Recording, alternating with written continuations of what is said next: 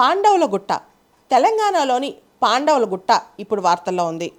తెలంగాణలోని జయశంకర్ భూపాలపల్లి జిల్లాలో రేగొండ మండలంలో రావులపల్లె అనే గ్రామం దగ్గర పాండవుల గుట్ట చాలా ప్రసిద్ధిగాంచిన చారిత్రాత్మక ప్రదేశం. అసలు ఈ పాండవుల గుట్ట ఇప్పుడెందుకు వార్తలో ఉంది? మన జియోలాజికల్ సర్వే ఆఫ్ ఇండియా వాళ్ళు పాండవుల గుట్టని జియో హెరిటేజ్ సైట్గా గుర్తించారు. తెలంగాణలో మొట్టమొదటి జియో హెరిటేజ్ సైట్ పాండవుల గుట్ట. మధ్యప్రదేశ్లో భింబేట్కా మనం భారతదేశంలో కల్లా ఏన్షియంట్ సివిలైజేషన్ గుర్తని అనుకుంటుంటాం. అక్కడ ఆది మానవులు ఉండేవాళ్ళు అని చెప్పి. అయితే పాండవుల గుట్ట అంతకంటే ప్రాచీనమైందని చెప్తున్నారు నిపుణులు.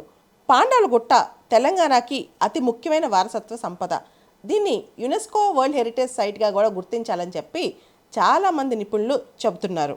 కొంతమంది నిపుణుల అభిప్రాయం ప్రకారం పాండవుల గుట్ట అంటే హిమాలయస్ కంటే కూడా ప్రాచీనమైనదంట. పాండవుల గుట్ట అనేది చాలా అరుదైన మెసోలిథిక్ ఆర్ట్ సైట్ అని చెప్పొచ్చు. అక్కడ ఆది మానవులు నివసించారని చెప్పి ఒక కథనం.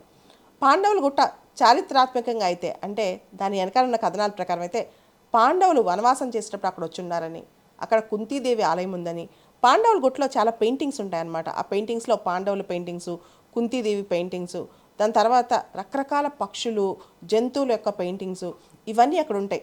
జియోమెట్రికల్ స్టైల్లో ఆ పెయింటింగ్స్ ఉంటాయి.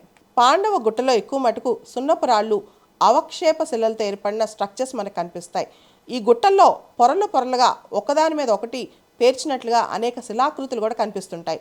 ఎత్తైన బండరాళ్ల మధ్య లోతైన అగాధాలతో లోయలు, అడుగడుగునా అబ్బురపరిచే విధంగా పడిగెలెత్తి నిల్చున్న కొండవాళ్ళు, ఆ కొండ గోడలపై అపురూపమైన ప్రాచీన రాతి చిత్రాలు, ఇవన్నీ కూడా మనల్ని ఆశ్చర్యపరుస్తాయి. పాండవ గుట్టల్లో ఎదురు పాండవులు, గొంతెమ్మ గుహ, పంచ పాండవులు, పోతిరాజు చెలిమె, మేకల బండ, ముంగీసు బండ, తుపాకుల గుండు, యానాదుల గుహ, ఇవన్నీ కూడా అక్కడ చూడాల్సిన ప్రదేశాలు అన్నమాట. పాండవుల గుట్టల లోపల గుహల్లో మనకి పెయింటింగ్స్ కనిపిస్తుంటాయి. కొన్ని చోట్ల పాత బొమ్మల స్థానంలో పాత బొమ్మల మీదే కొత్త బొమ్మలు వేసిన జాడులు కనిపిస్తుంటాయి అన్నమాట.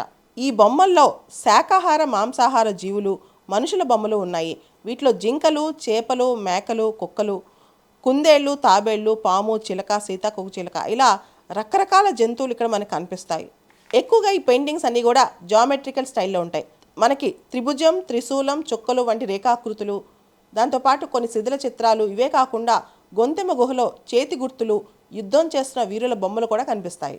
పంచపాండవుల గుహలో రంగులలో పంచపాండవులు, కుంతి, ద్రౌపది, ద్రుపదుడు, పాండవుల పెళ్లి, శేషసాయి, గణేశుడు, శివలింగం, ఆంజనేయుడు, బ్రహ్మ, సరస్వతుల చిత్రాలు కూడా కనిపిస్తాయి. పాండవుల గుహలో ఉన్న పెయింటింగ్స్ కలర్స్ కూడా మనం చూస్తే ఎక్కువగా ఎరుపు రంగు, ఆకుపచ్చ, పసుపు, తెల్ల పిగ్మెంట్స్ ఎక్కువ కనిపిస్తుంటాయి అన్నమాట.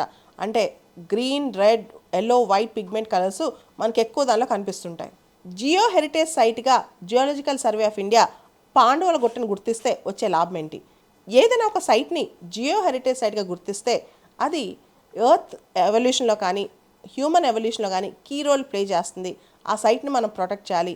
మన కల్చర్ని అర్థం చేసుకోవడానికి, మన ఎవల్యూషన్ అర్థం చేసుకోవడానికి ఆ సైట్ బాగా పనికొస్తుంది. అంటే ఆది మానవుల గురించి స్టడీ చేయడానికి, అదేవిధంగా మొదట్లో మానవులు ఎలా ఉండేవాళ్ళు, వాళ్ళ లైఫ్ స్టైల్ గురించి స్టడీ చేయడానికి, వీటన్నిటికీ కూడా జియో హెరిటేజ్ సైట్స్ మనకి పనికొస్తాయి. భారతదేశంలో మొత్తం మనకి 34 జియో హెరిటేజ్ సైట్స్ ఉన్నాయి. పాండవుల గుట్టతో పాటు రాజస్థాన్లోని రామ్గర్ క్రేటర్ కూడా జియో హెరిటేజ్ సైట్ స్థానం కల్పించింది geological survey of India. Geo heritage site స్థానం కల్పిస్తే రాష్ట్ర ప్రభుత్వాలు కూడా ప్రత్యేకంగా ఈ హెరిటేజ్ సైట్స్ని కాపాడాలి.